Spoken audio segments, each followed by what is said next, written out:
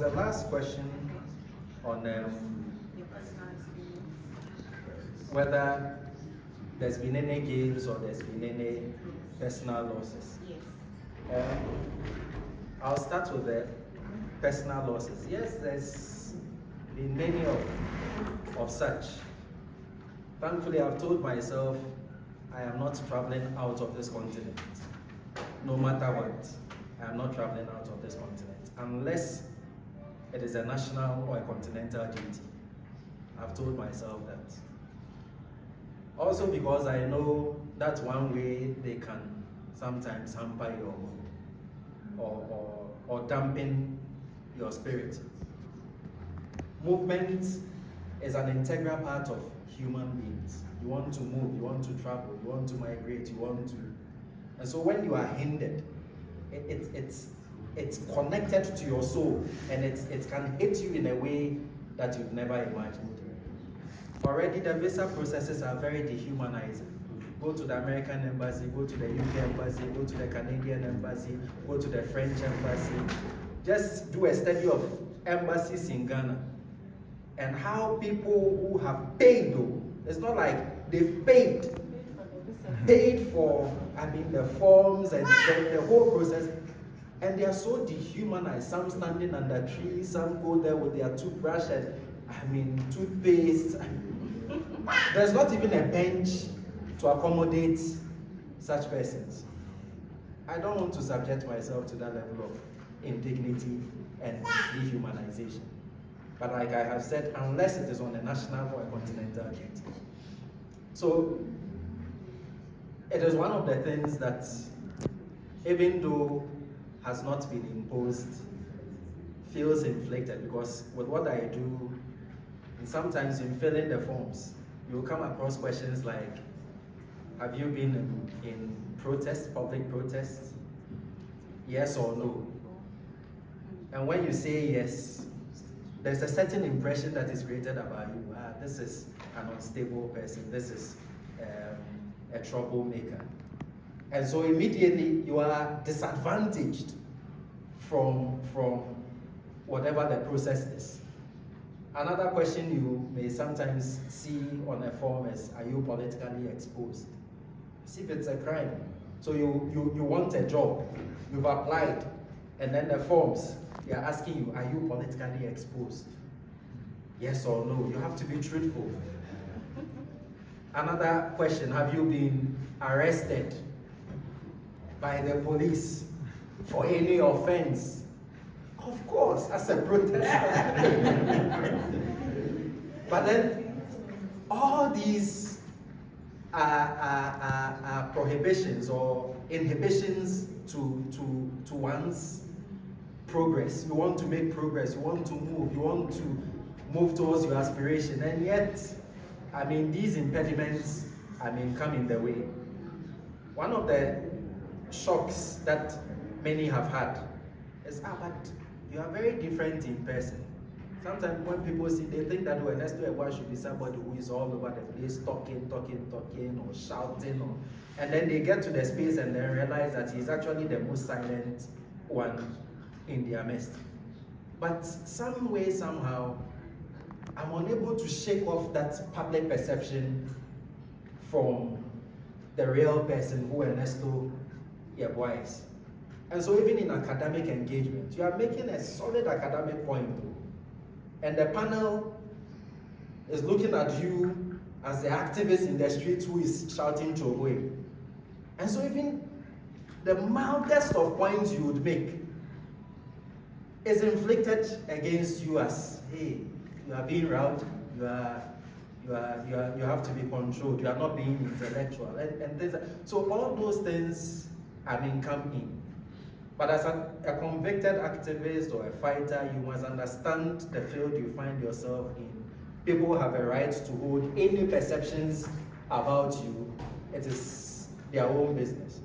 But then you have a duty to protect your autonomy, your sanity, and who you are. And I think that for me is what makes the whole difference. Opportunities, yes. Many. I remember there was this day And I like to live my life. I love my anonymity. I like to walk by the roadside, go to the market, shop, feel free in a trotro or anything. So I remember there was this day I went out to a place and then I was hungry, so I stepped out to eat at a food vendor's. And then I started talking, oh, mommy, watch, mommy this, mommy that. And then the woman was like, hey, Ernesto, Yeboah. So I looked at her, and then she was like, I don't know your name. I know your name, but I don't know. I know your voice, but I don't know the face. So just there and there, this woman will not even take the money that I am paying. I'm using to pay for the fee. I ate free.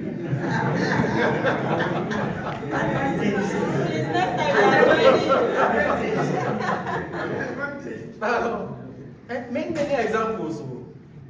There was this day, in fact, my roadworthy had expired by 2 days, and I was actually on my way to the DVLA to do that.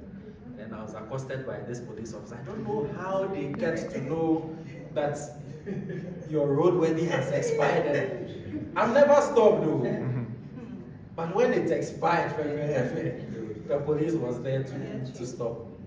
So he stopped me, and then, yes, your license, of course, that one was correct, so I produced it. And then said, your roadworthy and insurance. That is when I started talking. Hello, officer. And he was like, Ernesto, Yeboah. Oh, merci. So there are those goodwill that you enjoy, from time to time, because not everybody is insane. There are people who also value what you do, and they know you are not doing it just for yourself, but you are doing it for them as well. And so when they meet you, they accord you that courtesy. There are times I've been in a banking queue, but that one I reject. In a queue, and then it's like, cross the line and then let me do service. That one I reject it because it amounts to a certain form of injustice against those who have been in the queue. And so I'm also sensitive about those. I listened to a man at the back, and he made a profound statement about the Amnesty International deciding when and where to take certain offers. I think that it must apply to all of us. And in my personal life, I apply it. I don't accept, any offers that comes out. I look, where is this coming from? If it's coming from a questionable place, I won't take it before the next time you go and say, we've bribed him, or we've contained him. There's been those who have sometimes accused, when you're approachable. When you're approachable, in Ghanaian root sense, simply meaning that he's incorruptible, or you can't corrupt him. Yes, as much as possible, I would try not to get myself corrupted, or inflict myself in a way that creates that, impression. And so we must be mindful about that, because once you stand forward or you step forward as an activist or a fighter, you are no longer of yourself. You are representing principles. You are representing values. You are representing a certain culture. And so those cultures or those principles and values and ethics come with you. And so you bear that weight and responsibility. So these would, in a nutshell, constitute, my experiences, in activism and outside.